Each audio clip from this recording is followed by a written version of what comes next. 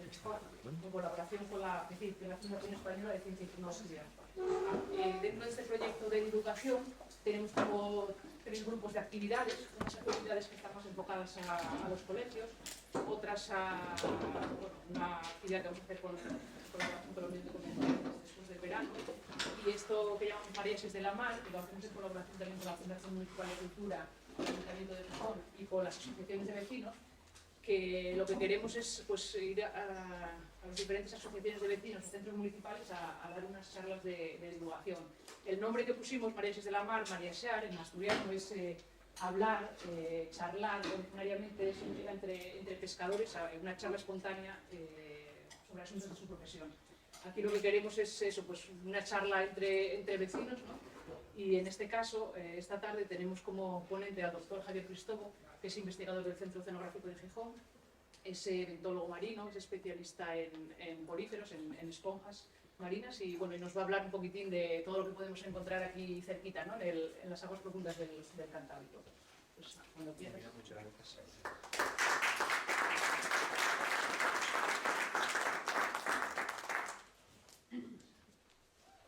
Bueno, de lo que se trata en esta charla del proyecto Mareonas es precisamente de charlar, de explicaros lo que hacemos en el Centro Oceanográfico de Gijón,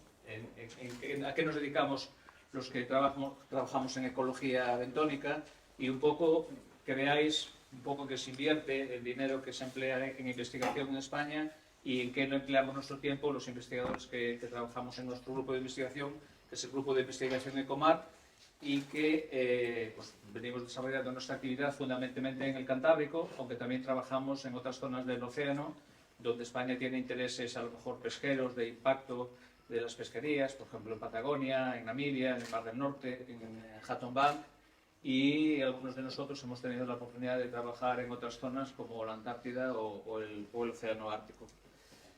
Bueno, el gasto aproximado que tiene España en la Unión Europea es del 1,4% de su Producto Interior Bruto. Estamos más o menos aquí a nivel europeo, la media es de 2,4%, y hay muchos otros países que están a la cabeza que tienen más del 3% de su Producto Interior Bruto, que en términos de euros vienen a ser alrededor de unos 20.000.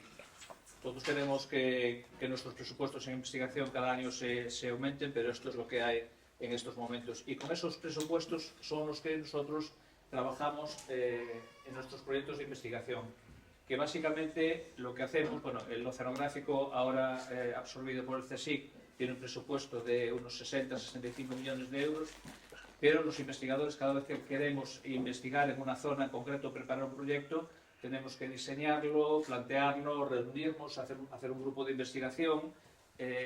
presentar ese proyecto a convocatorias del Plan Nacional o a proyectos europeos. Esos intentos, esas presentaciones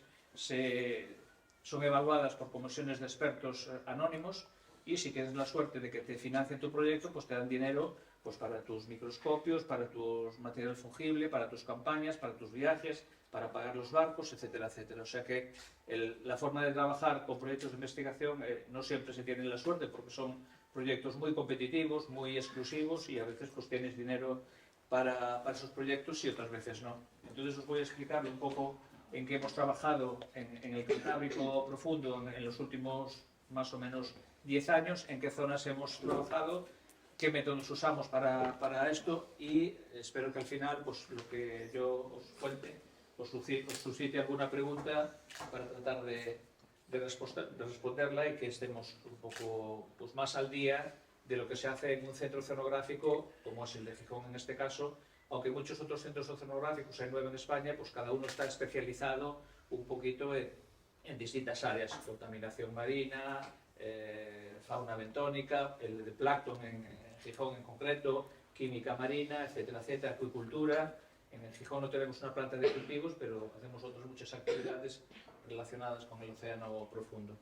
Y un poquito a nivel general, para que sepamos en qué zonas del océano estamos hablando, pues diferenciaremos el dominio bentónico, que son el bentos marinos, son los animales que viven cerca del fondo,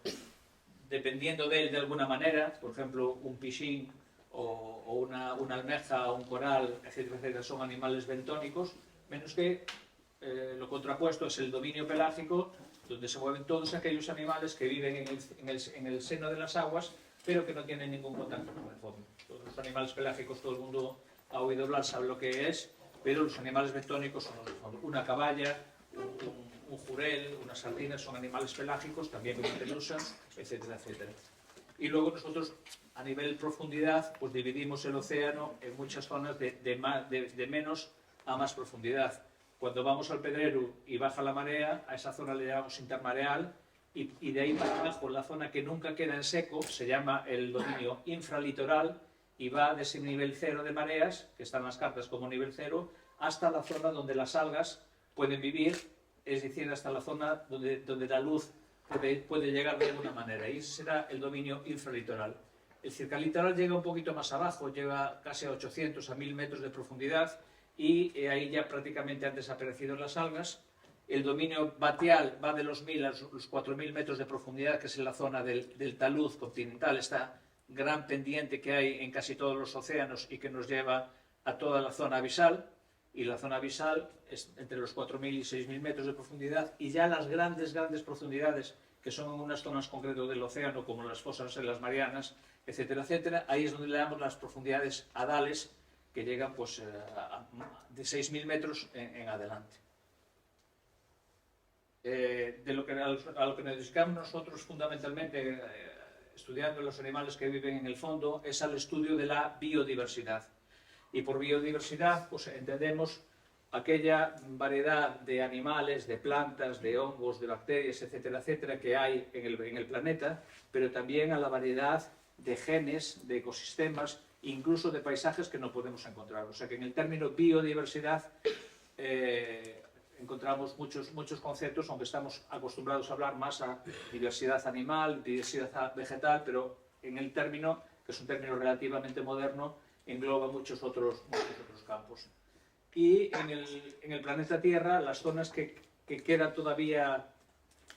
no vírgenes, pero quedan mucho por explorar, pues es sobre todo en los bosques del Amazonas, las grandes zonas de la Antártida o las grandes profundidades que son zonas del océano donde todavía no se ha investigado, porque claro, investigar a más de 1000 metros de profundidad necesitas unos barcos mucho más potentes, están zonas más separadas de la costa, los equipos son mucho más caros, o sea que hay una frontera económica bastante grande por investigar en los grandes fondos, pero como vamos a ver, el Cantábrico no está ya tanto por descubrir, sino que hemos abarcado en estos últimos años pues, zonas de mucho interés, ¿no? Y a nivel global, deciros que se calcula que existen entre 10 y 15 millones de especies en el planeta, de los cuales todavía conocemos apenas entre 1 y 2 millones. Entonces, el estudio de la biodiversidad, que además es un término que está muy extendido y muy protegido, y que los gobiernos a todos los niveles se esfuerzan en proteger la biodiversidad, porque la biodiversidad realmente es el motor de la evolución a todos los niveles, pero es un indicativo muy importante también del estado ambiental que tienen los océanos en este momento. Un océano o un mar o una zona de nuestra costa que tenga muy poquita biodiversidad o que sea muy pobre, nos está indicando que es una zona que tiene muy poca riqueza específica y por tanto tiene muy poca riqueza productiva a nivel de ecosistemas y de los recursos que nosotros podemos extraer de esas zonas. Y una zona que tenga una alta biodiversidad es una zona muy rica, entonces debemos intentar mantener pues, lo máximo posible las zonas con la biodiversidad más alta. Y primeramente, para saber qué de biodiversidad hay en cada zona, pues hay que hacer campañas científicas y hay que tratar primero de saber lo que tenemos. Porque sobre todo cuando hay un accidente como el del Prestige, si tú no tienes datos previos de cómo era o cómo estaba el estado ambiental de una zona concreta, malamente vas a saber comparar el impacto que ha tenido, por ejemplo, una marea negra en una costa, etcétera, etcétera. O sea que muchas veces nosotros lo que hacemos es investigación básica, investigación de conocer por conocer, saber qué especie es, y parte de nuestro trabajo precisamente es saber qué especies hay en una zona del océano y si esas especies son nuevas para la ciencia, como vamos a ver, pues tratar de describirlas y exponerlas a la comunidad científica para que el resto de los colegas sepan pues lo que hay en una zona determinada, ¿no? En concreto en el Cantábrico, que es el tema de esta ponencia, bueno, en España hay distintas zonas que han sido propuestas con alguna figura de protección a lo largo de la costa y de los dos archipiélagos, porque en el año 2030 España tiene que cumplir una directiva europea que tiene que tener el 30% de su territorio con alguna figura de protección, porque los océanos se están degradando a pasos agigantados y por lo tanto hay que tener zonas reserva, zonas de áreas marinas protegidas en alguno de sus niveles, y por lo tanto se han hecho estudios, se ha hecho un esfuerzo muy grande en los últimos 10 años, primero con el proyecto Indemares, que es a nivel de todo el Estado, y ahora con el actual proyecto Indemares hemos trabajado en varias zonas. Primero el Banco de Galicia, que está aquí, está fuera del Cantábrico y por tanto no me voy a entrar en él, pero otro es el Sistema de Cañones Submarinos de Avilés, luego entraremos y os diré por qué le llamamos Sistema de Cañones y no Cañón de Avilés. Otro es el Cachucho, que es una montaña submarina que está enfrente de la costa de Ribadesella aproximadamente, y hablaré un poquito de ella también. O también el Cañón del Cap Bretón, esta es la costa de Francia, y este es el País Vasco, y este es un cañón submarino que corre paralelo a la costa y se extiende pues hasta 2.000, 3.000 metros de profundidad en esta zona de aquí, y donde también hemos estado investigando recientemente. Para todo esto necesitamos unos métodos de trabajo, unos métodos de muestreo. Fundamentalmente, bueno, hace 10 años teníamos un buque oceanográfico que era el Cornide de Saavedra, un buque oceanográfico que ha tenido pues mucho recorrido, pues, ha trabajado muchos años, pero ahora disponemos de dos buques oceanográficos fabricados, construidos en el 2010-11 más o menos. Uno es el Ángeles Alvariño y otro es el Ramón Margalef. Los barcos que vienen habitualmente a Gijón, que hacen las series temporales que trabajan nuestros compañeros del Oceanográfico de Gijón, pero en este caso empleamos estos barcos para acceder a estas zonas del océano y que más o menos estamos trabajando con ellos hasta los 2.000 metros de profundidad, que es más o menos lo que tenemos conocido, aunque como vamos a ver luego, hay zonas más profundas en el Cantábrico que nos quedan por descubrir, como luego os enseñaré. Diferenciamos un poco si el terreno, los fondos son blandos o duros, empleamos distintos métodos, porque aquí tenemos una draga box scorer, box porque coge una caja de sedimento, se clava, se cierra y nos trae un bloque de sedimento tal cual estaba en el fondo. Entonces a partir de ahí podemos estudiar la infauna o la epifauna que vive dentro del sedimento, que es importante. Un trineo suprabentónico que va arrastrando a nivel superficial y captura todos los pequeños crustáceos, poliquetos y tal que viven desde 0 metros a nivel del fondo, a ras de suelo, hasta 1 metro sobre el fondo, y que son animales también importantes porque son comunidades de las que se alimentan muchos de los peces demersales que nosotros comemos. Entonces, que haya una riqueza importante en esos fondos blandos nos implica que las comunidades de peces que va a haber en esa zona pues también va a ser muy rica. Entonces, el trineo suprabentónico, una draga Smith-McIntyre, un bow de vara o vintrol en la denominación inglesa, que es una red que va unida por 2 patines y la vara que une ambos, y es una red de arrastre que va trabajando sobre sedimentos blandos. Y después, para fondos rocosos, tenemos una draga SIPEC, que tiene un muelle muy fuerte y puede coger y romper incluso algún trozo de roca, pero trozos muy pequeños. Y luego tenemos la draga de roca, que viene a ser un hierro, viene a ser un trozo de acero, que muy duro y que va dando botes por el fondo y que va metiendo rocas en este saco, y las rocas, como vamos a ver, pues nos suben a la cubierta del barco y gracias a eso podemos coger un número importante de muestras del fondo y luego separarlos arriba. También últimamente empleamos metodologías no invasivas, que quiere decir que no tocan el fondo para nada, pero que nos dan mucha información, sobre todo de vídeo y de fotografía, y en algunos casos, como vamos a ver, pues pueden coger muestras del fondo. En concreto, tenemos un ROTV, que es un vehículo remolcado desde el barco, que va colgado de la grúa del barco por el costado, y ese va navegando entre 1 y 2 metros del fondo y va sacando fotografías cada 10 o 15 segundos y va haciendo vídeo también. Es un trineo fotogramétrico porque puede medir tiene tres o cuatro punteros láser y puede medir y puede calibrar especies que hay en el fondo y podemos llegar a saber el área recorrida, pero también a saber el tamaño de los animales que nos estamos encontrando en el fondo. Un lander lander ya lo dice la palabra, es un aparato que aterriza sobre el fondo marino y lo podemos dejar meses midiendo las condiciones que nosotros queramos. Temperatura, salinidad, corrientes, etcétera, etcétera. Bueno, este es el tipo de fondo que encontramos en zonas de corales, de aguas frías, en el cañón de Avilés. Y luego esto es un invento fantástico que diseñó el equipo de físicas del Centro Oceanográfico de Gijón, que se llama el Lander Peak. Es un lander que nosotros ellos lo dejan en el fondo y lo pueden dejar durante meses y meses y está allí puesto en el fondo, se deja y este sistema se llama el Lander Peak porque esta parte de aquí es capaz de dejarlo, soltarlo, pero también al cabo de X meses es capaz de volverlo a recoger. No voy a explicar ahora el sistema, Aida, pero es un sistema de cabos con una cámara que tiene aquí y aquí una especie de parrilla que baja un gancho, lo engancha y lo trae de nuevo. ¿Qué ventajas tiene esto? Pues fundamentalmente que podemos dejar en una zona de medio del océano, a 50 millas de la costa, un equipo y volverlo a recoger y volverlo exactamente al mismo metro cuadrado y volver a ese sitio. Eso es porque los sistemas de GPS hoy en día están muy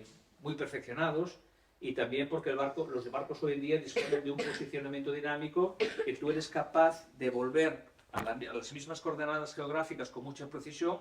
ponerte encima, bajar un sistema y que vuelva a recoger ese equipo del fondo. Entonces eso es una maravilla porque si quieres un poco monitorizar el océano y dejar una serie de landers a lo largo del océano, pues ellos están consiguiendo monitorizar el océano y tener información de temperatura, de corrientes, de salinidad, pero que estos equipos prácticamente se le pueden poner unas nasas para ver si graban con las cámaras, si graban peces o especies que pasan por aquí, o hemos hecho un experimento con gorgonias para ver qué fauna acompañante está en ese fondo de gorgonias y describir la fauna que se mueve ahí. O sea que esto nos da unas posibilidades muy grandes. Y luego, por último, el ROV, que es un vehículo submarino a control remoto, que en este caso baja desde la popa del barco, baja en una especie de garaje, y una vez que el garaje está cerca del fondo, a unos 30 metros del fondo, el ROV tiene un carretel, un umbilical, que sale del garaje y está moviéndose con cierta facilidad. Esta especie de garaje se emplea a grandes profundidades, porque si tú estás con este cable desde superficie, llega un momento que los motores del ROV no pueden tirar y no pueden mover. Por eso bajamos el garaje y desde el garaje pues tiene unos 100 metros de cable más o menos para moverse todo alrededor. Y además tiene dos brazos robotizados, tiene cámaras para filmar todo lo que hay en el fondo, y estos dos brazos pueden coger cosas delicadas o romper rocas pequeñas o coger ramas o coger trozos de coral, y luego tiene un pequeño cajón aquí donde va colocando las muestras que luego nos las trae a superficie. Estos sistemas, digamos, no destructivos son importantes, y sobre todo si estamos trabajando en áreas marinas protegidas, pero nosotros también necesitamos lo otro. Necesitamos la draga de roca, necesitamos el vitrol, porque cuando describimos una especie nueva, nosotros tenemos que tener los ejemplares en el laboratorio para estudiarlos, para describirlos, para publicar esos resultados, para hacerle fotografías y para conocer la morfología tanto interna como externa de los animales que estamos mostrando. O sea que muchas veces los métodos no destructivos son preciosos, pero muchas veces identificar fauna marina simplemente con una foto o como un vídeo pues es muy complicado, y a veces tienes que tener los ejemplares en la mano, ¿no?, para identificarlos. Esta es parte del trabajo que se hace, por ejemplo, con la draga de roca. Se vierte todo ese material que ha capturado después de un arrastre. Nosotros normalmente hacemos arrastres cortitos, entre 5 y 15 minutos, precisamente para no deteriorar demasiado el fondo, pero también para tener muestras representativas de lo que hay. Esto se vierte en estas cajas en superficie, se lava el material, porque a veces viene con mucho fango, y ese material se separa cuidadosamente, se mide, se pesa, se fotografía, se separa en una torre de tamices, se van separando las muestras por morfotipos, y luego esas muestras, una vez que están ya separadas, nos dedicamos a fotografiarlo, coger muestras representativas. Hoy está muy en boga coger muestras de los ejemplares, pero también coger una muestra pequeña para genética, porque la identificación se hace con caracteres morfológicos, con caracteres taxonómicos externos o internos del animal, pero con la genética también. O sea, si tenemos una muestra, si cogemos un ejemplar, siempre cogemos una muestra para genética, porque la información genética que nos puede dar es un complemento muy grande para la hora de describir las especies y poder publicar esos resultados. Como ejemplo, pues trajimos una esponja en la que, para estudiar y para diferenciar las especies, nos basamos en los caracteres internos, en los tipos de esqueleto, de sílice o de carbonato cálcico que tienen, y según la morfología podemos diferenciar unas especies de otras. Es como si para nosotros, un especialista, para los vertebrados, un especialista en huesos es capaz de diferenciar un esqueleto de un humano, de una serpiente, de un reptil o de un conejo. Entonces, pues en este caso es igual, nos hemos especializado en diferenciar las especies por su esqueleto, por el tipo de espículas que tiene, que podemos diferenciar unas especies de otras. También nos pasa con las gorgonias, con los corales, etcétera, etcétera. Lo que llevamos hecho del Cañón de Avilés pues es nada más y nada menos que pues, 8 o 10 campañas, ahora ya casi 10 de muestreo, donde hemos trabajado en 212 estaciones de distinto tipo, de draga de roca, con vintrol, con boscores, etcétera, etcétera, y en la que hemos registrado hasta ahora unas 1.480 especies. Estos son todos los muestreos que hemos hecho en el Cañón de Avilés, y os decía y os explicaba que el Cañón de Avilés es más correcto para nosotros, los biólogos o la gente que trabaja, los físicos que trabajamos en él, porque llamarle sistema de cañones de Avilés, porque a la hora de hacer un cartografiado nos hemos dado cuenta que en el Cañón de Avilés hay un cañón principal, que es el Cañón de Avilés, pero que hay una serie de cañones subsidiarios, de cañones afluentes, como el Cañón de la Gaviera. Estos son nada más y nada menos que casi 20 kilómetros. El Cañón del Corviro, el Cañón de la Gaviera, donde hay unos arrecifes importantes de coral, y este sistema pues vierte a la llanura abisal, que está a casi 5.000 metros de profundidad. O sea que lo que llamamos Cañón de Avilés, hay un Cañón de Avilés, que es este cañón principal, pero todo el conjunto, pues pensamos que es más correcto llamarle sistema de cañones de Avilés, que es la zona en la que nosotros trabajamos. El Cachucho, en cambio, el cañón el cañón va desde los 130 metros de profundidad hasta los casi 5.000, y en estas laderas del cañón pues hay una riqueza específica muy alta. No todo el cañón es igual, según la profundidad y según los hábitats que allí encontramos. Lógicamente, asociados a esos hábitats hay también unas especies que viven allí. Los animales marinos, pensad que tienen unas limitaciones fisiológicas muy grandes. No todos viven a todas las profundidades, porque tienen unas necesidades nutritivas importantes, pero también unos soportan la presión y otros no, etcétera, etcétera. O sea que la repartición de las especies en todo el Cañón de Avilés, en este caso, va a tener pues muchos condicionantes y muchos, dependiendo del tipo de hábitat, también viven unas especies u otras. En cambio, el Cachucho, aquí está la costa de Rebra de Sella, este es el Cañón de Lastres, aquí vendría el Cañón de Llanes. El Cachucho es una montaña submarina muy amplia, de forma tabular, de forma bastante plana. Pensad que esto es desde aquí, desde el este hasta el oeste, hay más o menos 72 kilómetros de longitud, por unos 15 o 20 de anchura. Esta es una superficie relativamente plana que ronda entre los 425 y 500 metros de profundidad, pero de ahí hacia norte cae en unas laderas, en unas pendientes enormes que van casi a los 5.000 metros de profundidad. Pensar que los picos de Europa tienen, ¿cuánto? 2.600 por ahí. Bueno, pues aquí, pensar que desde aquí hasta abajo pues hay pues casi 4.000 metros de diferencia entre la cima de la montaña y la llanura abisal que está aquí. La cuenca interna es un poquito diferente. La cuenca interna es menos profunda, hay 800 metros de profundidad, y hay otras especies porque toda esta zona es mucho más sedimentaria, donde también las especies que viven ahí son un poquito diferentes. Y lo último que hemos trabajado en el proyecto Intemares es el cañón del Cap Breton, que es un cañón que nace... Cap Breton es una localidad francesa que está más o menos al norte de Biarritz, y es un cañón que hemos trabajado porque Euskadi no tenía ningún área marina protegida como tiene Asturias o que tienen otras comunidades autónomas, entonces le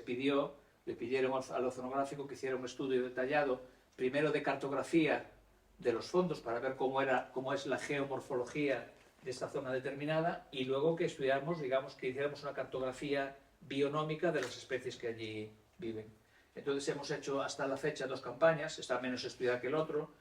por lo tanto hemos todavía descubierto menos especies y las profundidades entre las que hemos trabajado pues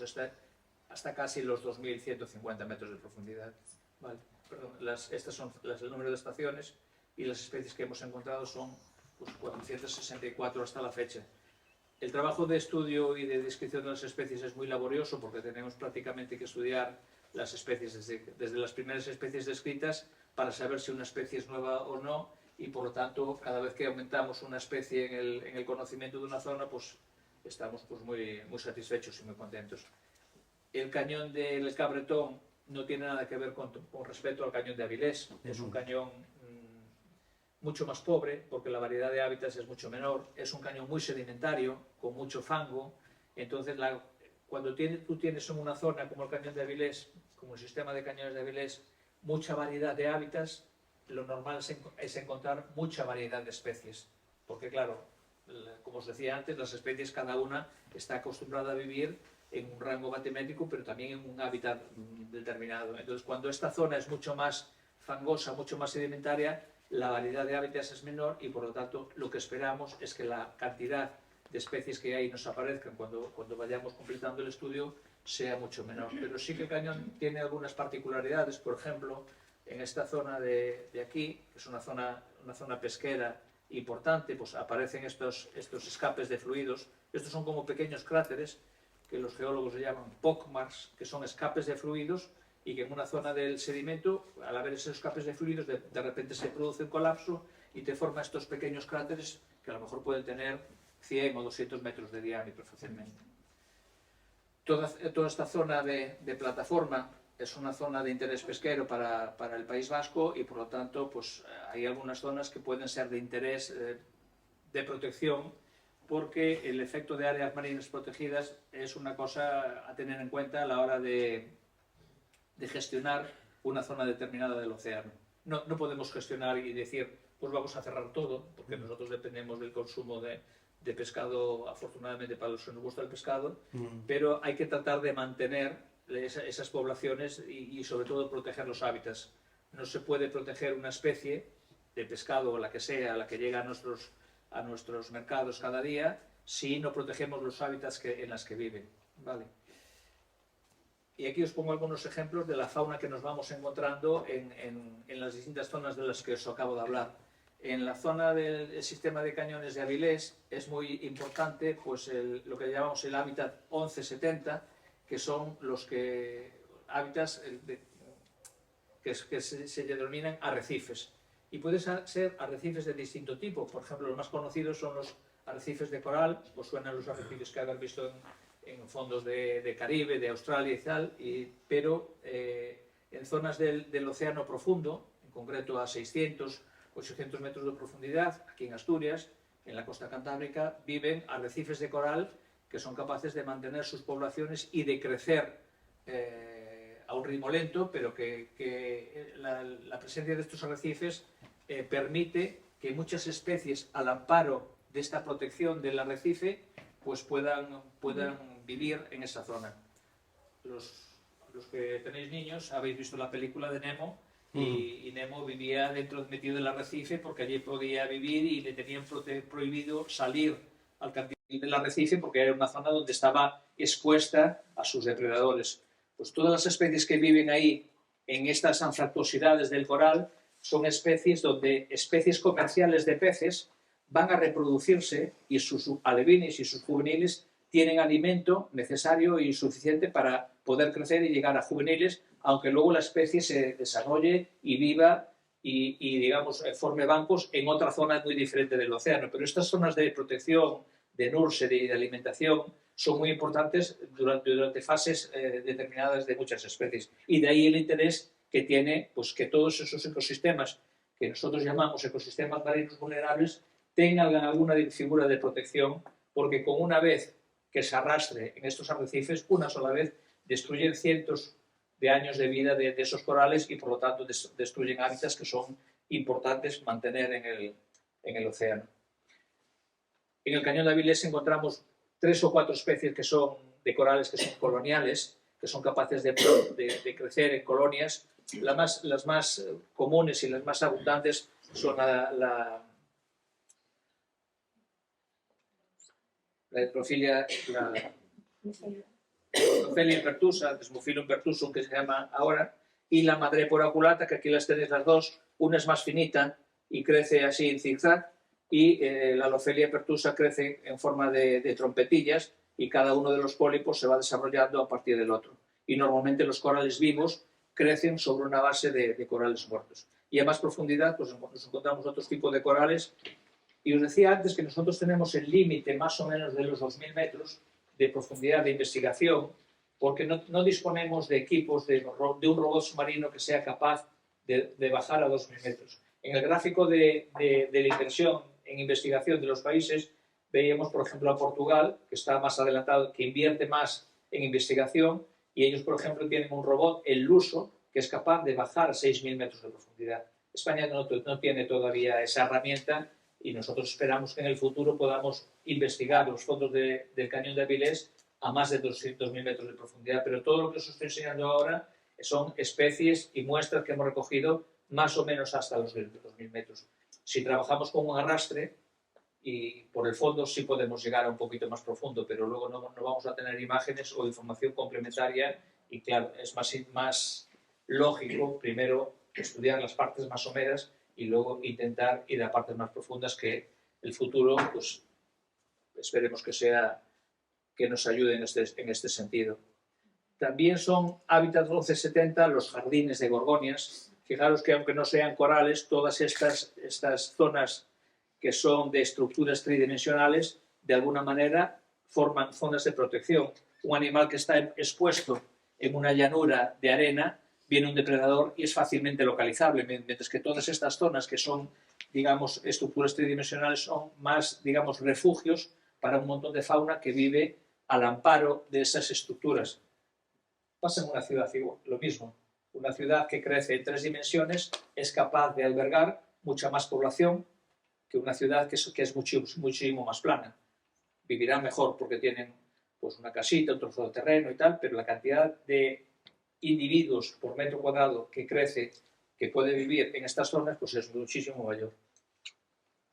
También los campos de esponjas son arrecifes, son hábitats 1170, y estos hábitats que encontramos tanto en la zona del Cachucho como el Cañón de Avilés forman estructuras tridimensionales que pueden albergar pues, una población más grande de invertebrados marinos al amparo de esta. Esta es una especie nueva que hemos descubierto la primera vez la descubrimos en Portugal, en una campaña del barco de Robert Ballard. Robert Ballard igual os suena porque fue la persona el oceanógrafo estadounidense que con sus robots diseñó un robot específico para descubrir los restos del Titanic, y fue el primero que encontró los restos del Titanic. Pues él tiene un barco de unos 65 metros de eslora donde hace expediciones e invita a científicos de todo el mundo a participar de forma gratuita a sus expediciones. Y yo tuve la oportunidad de trabajar en una campaña con él en el Gorringe, que es una montaña submarina que está al suroeste del Cabo San Vicente, Portugal, y es una montaña que baja hasta 5.000 metros de profundidad. Y la primera vez que encontramos esta esponja, pues la vimos ahí, pero luego la encontramos en el Banco de Galicia y también la hay en el Cañón de Avilés. Y en honor a él le pusimos el nombre de Robert Ballardi, pues dedicada pues, a una persona que ha investigado mucho en los océanos y que tiene méritos suficientes para que, bueno, humildemente le hayamos dedicado una especie. Y esta es otra especie de esponja de cristal, la Afrocalistes beatrix. Los pólipos son amarillos, crecen encima de ellos. La esponja es una esponja blanquecina, muy bonita, muy frágil, y son como cristales de Swarovski fusionados entre ellos y que pueden alcanzar estas dimensiones y crecen encima del arrecife de coral y forman extensiones grandes que también dan protección a este hábitat y por lo tanto los campos de esponjas es una figura también que los organismos internacionales como la ONU o como la Comunidad Europea pues están dentro de las líneas, de la lista de especies a proteger en todo el océano mundial. En el sistema de cañones de Avilés también encontramos, como os decía, especies de peces comerciales, especies de demersal. Bueno, aquí tenéis la merluza, especies de crustáceos, rayas, tiburones también. Y aquí tenéis en la zona de jardines de gorgonias que hay en la zona del Cachucho, en la zona sur del Cachucho, hay una población de gorgonias. Las gorgonias son como corales, pero en vez de volverse duros, de concentrar el carbonato cálcico del agua, son corales córneos que tienen una cierta flexibilidad y fijaros que pueden tener hasta una altura de 1 metro. Y estos bosques de animales, es una contradicción decir bosques y animal, pero se llama así bosques de animales, forman estructuras muy extensas al amparo de las cuales pues, viven muchas especies, no solamente de peces, sino también de invertebrados que colonizan esas zonas y viven protegidos por esas estructuras. Esta es la zona del Cachucho, los campos de esponjas. Fijaros que nosotros tenemos más o menos catalogadas unas 200 especies de esponjas, pero seguimos identificando la fauna que hemos recolectado a lo largo de estas campañas. Muchas de estas especies son estructurantes, son grandes, son ejemplares, digamos, con un cierto porte, y esas son las que dan protección y que forman, digamos, ecosistemas digamos, que utilizan otras especies como hábitat. Sin embargo, hay otras muchas especies de esponjas que son incrustantes, que no crecen. También un gorrión nunca llega a crecer como un águila real. Hay tamaños de especie que son máximos y hay algunas de estas especies que pueden llegar a 1 metro y otras que no van más allá de unos cuantos centímetros. Pero todas ellas, digamos, aumentan muchísimo la biodiversidad de las especies que podemos encontrar en una zona determinada. También, al amparo de estas estructuras tridimensionales, podemos encontrar distintas especies de peces, de crustáceos comerciales, bueno, esto es un pichín, un congrio, esto es una cherna, o sea que nos aparecen muchísimas especies que son especies de interés pesquero y que viven al menos una parte de su vida en estas zonas. Y en cambio, el cabretón, quizás lo más interesante, como os decía antes, el cabretón lo que estamos encontrando es que es una zona muchísimo más sedimentaria, muchísimo más fangosa, muchísimo más pobre que el Cachucho o el Cañón de Avilés, pero sin embargo, en la zona de la plataforma continental es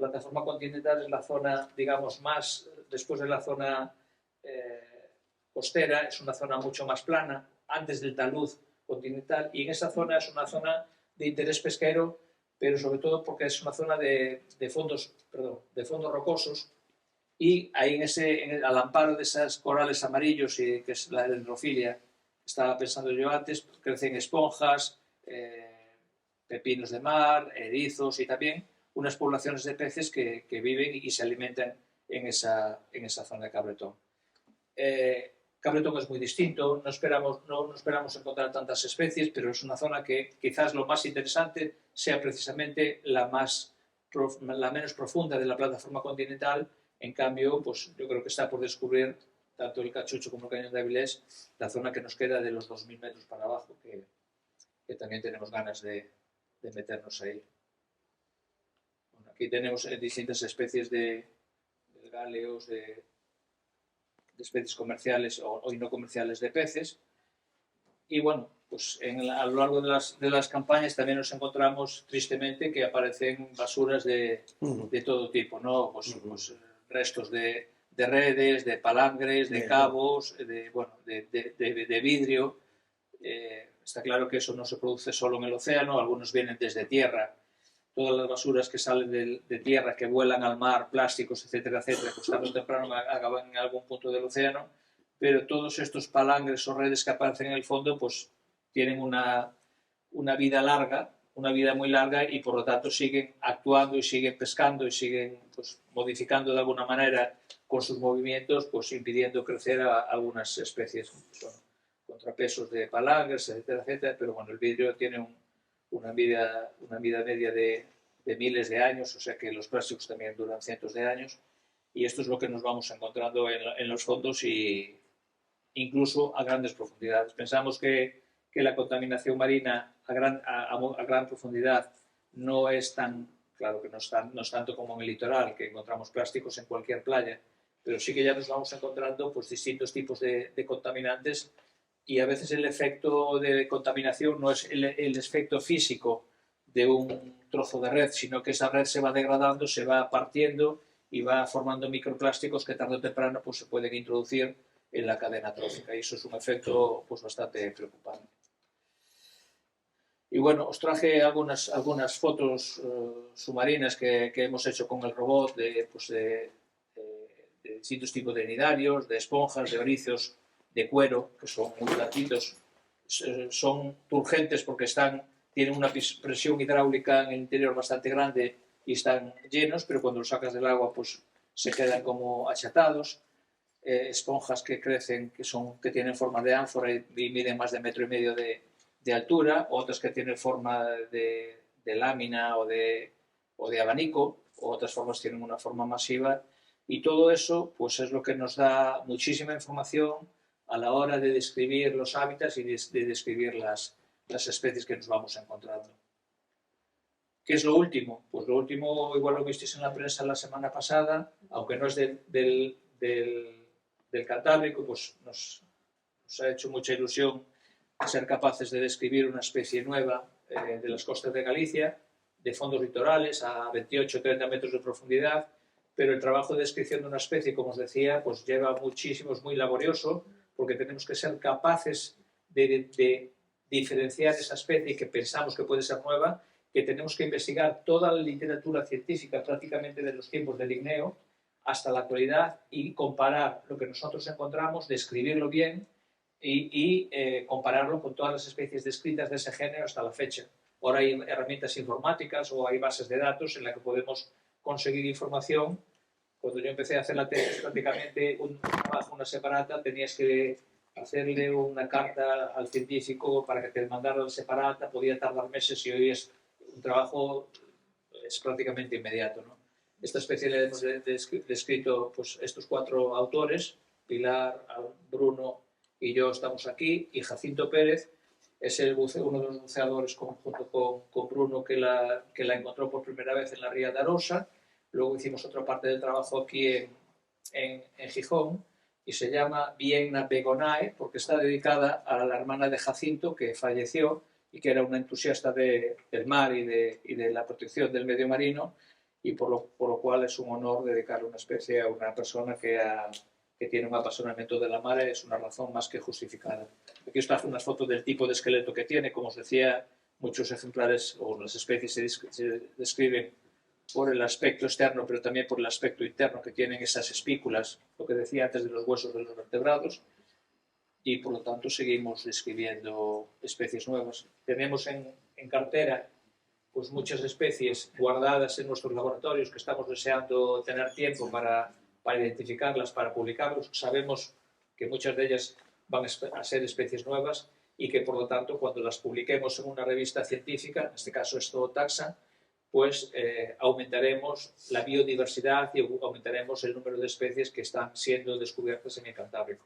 Pero estos trabajos no solo se inician con una campaña oceanográfica y se finalizan prácticamente con la publicación de esas especies en una revista científica. Y todos estos datos son importantes porque que una zona del océano sea rica, pues es, digamos, ayuda a los gestores o a los políticos a crear zonas que puedan ser protegidas de alguna manera, pero con un rigor científico. No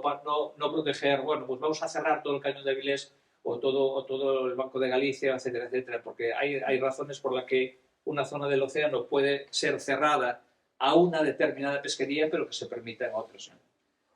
Y nada, lo último del futuro que esperamos que sea pronto, que es esperanzador, pues es que el oceanográfico en estos momentos está construyendo, ya está agotado, un nuevo barco oceanográfico de 84 metros de eslora, me parece, que se llama Odón de Buen. Está dedicado a este señor que se llama Odón de Buen y fue el fundador del Instituto Español de Oceanografía en 1914. Fue muy colega del príncipe Alberto I de Mónaco, que fue un mecenas de la oceanografía a principios del siglo pasado, creo que era el abuelo de Rainiero, el bisabuelo del actual príncipe de Alberto de Mónaco. Y este nuevo buque oceanográfico, aquí tenéis la eslora, va a ser el mayor buque oceanográfico de la flota española y fue gestionado desde sus inicios por el Instituto Español de Oceanografía con fondos FEDER, que se acaba precisamente este año, y era la única oportunidad que teníamos de construir un barco de grandes dimensiones, de un barco oceánico con el que abordar pues, posibles retos científicos como es el estudio de la fauna más profunda del Cantábrico que nos planteamos o que intentaremos plantearnos en los próximos años si tenemos la suerte de disponer de equipos de robots submarinos que sean capaces de bajar de más de 2.000 metros. O sea que el barco creo que se va a entregar, está siendo construido en el astillero Sarmón de Vigo y está previsto que se entregue o que haga las primeras pruebas de mar en el mes de septiembre de este año. O sea que ya está bastante avanzado.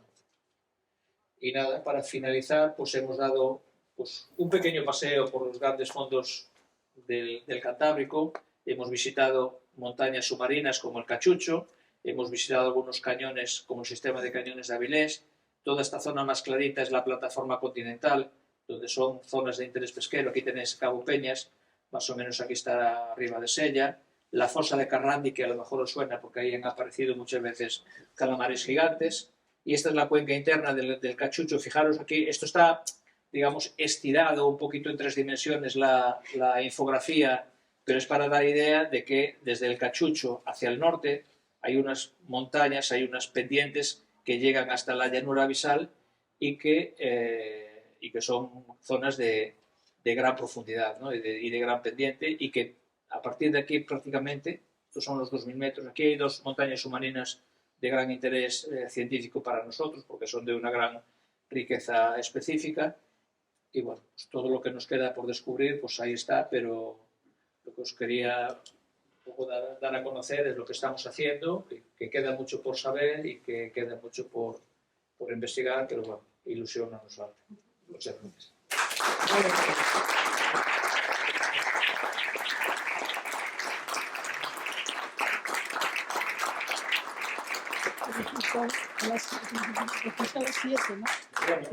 Y de lo que se trata también es que haya una especie de intercambio, porque cuando nos hacéis preguntas a alguien que viene a explicar en qué ha trabajado en los últimos años, pues a veces surgen preguntas que no tenemos por qué, o normalmente muchas veces no las sabemos, pero eso nos da idea de, bueno, pues esto no lo sé, pero lo tengo que saber y tengo que enterarme. O sea que yo a veces salgo de las charlas o de las conferencias pues aprendiendo o intentando dilucidar dudas que surgen, pero que a lo mejor a mí no se me había ocurrido. Por lo tanto, abrimos ahora un turno de debate y cualquier cuestión que queráis plantear, pues intentaré responderlas. ¿Qué año empezaste con los estudios? ¿Cuándo? Bueno, realmente los pioneros de los estudios en el Cañón de Avilés fueron la Universidad de Oviedo, que comenzaron en el año 82 con una campaña que se llamó COCACE, en un barco muy pequeño. Trabajar en esas condiciones no es las condiciones que tenemos hoy en día en el Ángeles Alberiño o en el Ramón Margalef. Era un barco de apenas 20 metros de eslora, donde hicieron una serie de dragados en distintas zonas del cañón, pero con otras condiciones, porque allí pues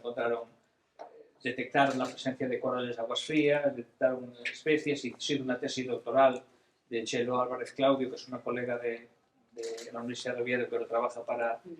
en medio ambiente en el ayuntamiento, y ella hizo una tesis doctoral sobre los corales y las especies del Cañón de Avilés. Ellos fueron los pioneros, pero las condiciones en un barco de 20 metros de eslora, sin cartografía. Fijaros que estos mapas de 3D que os ponemos aquí, comparamos las cartas náuticas con las que se navegaba antes, casi no eres capaz de diferenciar ni el Cañón de Avilés en una carta náutica. Y hoy tenemos una cartografía